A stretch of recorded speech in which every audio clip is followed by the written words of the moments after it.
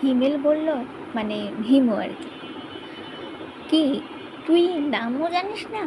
হ্যাঁ, মানে মানে এখন আবার মানে তুই কি বলতে চাচ্ছিস?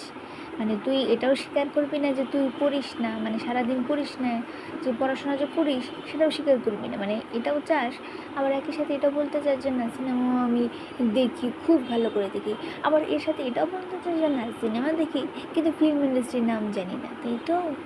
ও মা বাবা বাবা বাবা, আহা, কি সুন্দর, কি সুন্দর। এখনই তো সত্যটা বের হয়ে গেল না, তুমি যে সারাদিন পড়াশোনা করো, তুমি কোনো ফিল্ম টিম দেখো না।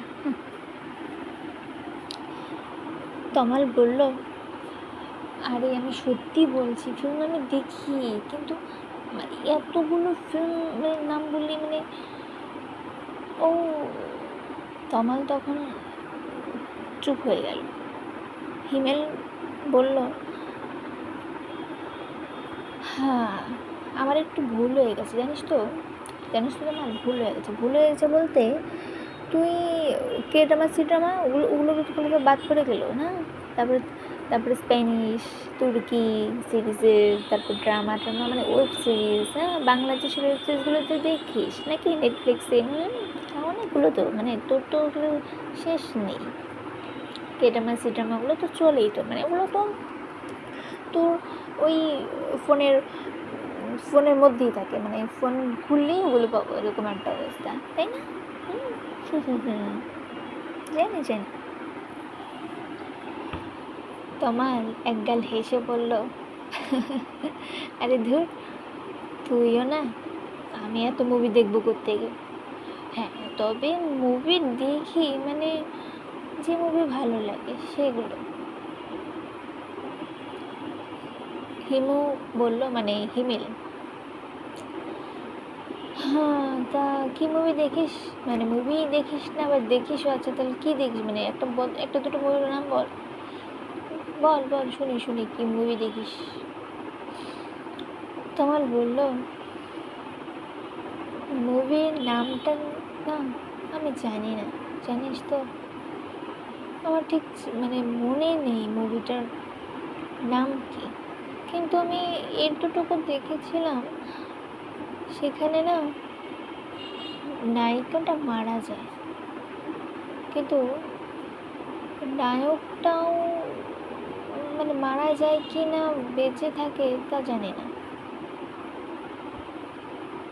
কিন্তু মুভিটা না খুব ভালো, জানিস তো, এতটা হার্ট টাচিং। ও মা, আমি তো দেখে মানে কি বলবো আর, চোখ দিয়ে পানি বেরিয়ে গেছিল। অমনি তমাল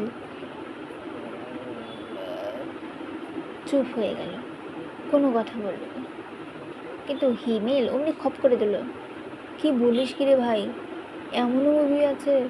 ওরে বাবা, আচ্ছা তুই কি শেষ দেখিস নি, নাকি শেষ দেখে বুঝতে পারিস নি কোনটা? তোমার বলল, শেষ দেখিনি এই বলতে পারিস, কারণ একদম লাস্ট পর্যন্ত একদম দেখতে পারিনি, মানে সিনেমা শেষ হয়ে গেল, মানে এন্ডিং লেখাটাও ওঠেনি আর কি, জানি না কি হয়েছে, তবে মুভিটা না খুব ভালো, জানিস তো। তখন হিমেল বলে উঠলো, আচ্ছা মুভিটা বাংলা নাকি কি টাইপের? তখন তমাল বলল, মুভিটা ওই ইসের, মানে এখন আমি তো বুঝতে পারছি বাংলা ডাবই ছিল নাকি তামিল তেলুগুরু ছিল, তা বলবো কী করে? তখন হিমেল বলল, আরে তুই এটুকু বুঝিস না তামিল অ্যাক্ট্রেসদের কেমন দেখতে বা হিরোদের কেমন দেখতে, মানে এইটুকু তো পার্থক্য তো জানা দরকার না? এ থেকেই বোঝা যাচ্ছে তুমি আসলে মুভি দেখো না, শত সব আমাদের নাটক করতে এসেছো। শোনো, নাটক কম করো প্রিয়, বুঝতে পারলে? আমরা সবই বুঝলে, বুঝি। তুমি যে সারাদিন পড়াশোনাই করো সেটা আমরা ভালোই বুঝতে পেরেছি, কোন জন্মে না কোন একটা মুভি দেখেছিলে, আজকে সেই বর্ণনা দিতে এসেছো আমাদের কাছে, তাই না? শোন, রাখ এসব কথা বাদ দে, কী করে তুই টেস্টে মানে এই যে সার্ভিস টেস্টটাতে 10/10 পেলে সেটার সিক্রেটটা বল, ওসব ছাড়।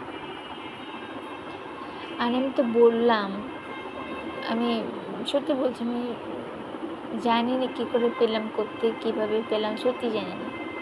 তমাল বললো কথাটা। তমাল আরও বলল, শোন ভাই, এমন করিস না, এই কফি খাবি, কফি খা। আর আমার কত ঠান্ডাই হয়ে গেল, দাঁড়া 2টো কফি অর্ডার করছি।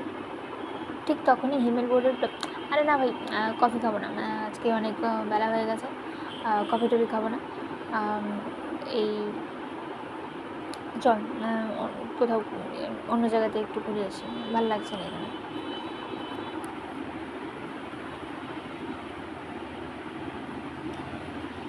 এই করে সেদিন তোমার আর হিমেলরা কোথাও একটা বেড়াতে, মানে বেড়াতে বলতে একটু জাস্ট ঘুরতে গেল আর কি। একটু বলা ভালো, তমাল আর হিমেল সেই ছোট্টবেলাকার বন্ধু, মানে একসাথে পড়াশোনা সবটা ছোটোবেলা থেকে। এখন দুজনে কলেজে উঠেছে, ফার্স্ট ইয়ার, অনেকটা আনন্দে হই হুল্লোড়। তমাল কিন্তু প্রচণ্ড হই হুল্লোড় করতে ভালোবাসে। তবে একদিন এমন একটা ঘটনা ঘটলো, মানে আজকের দিনটাই।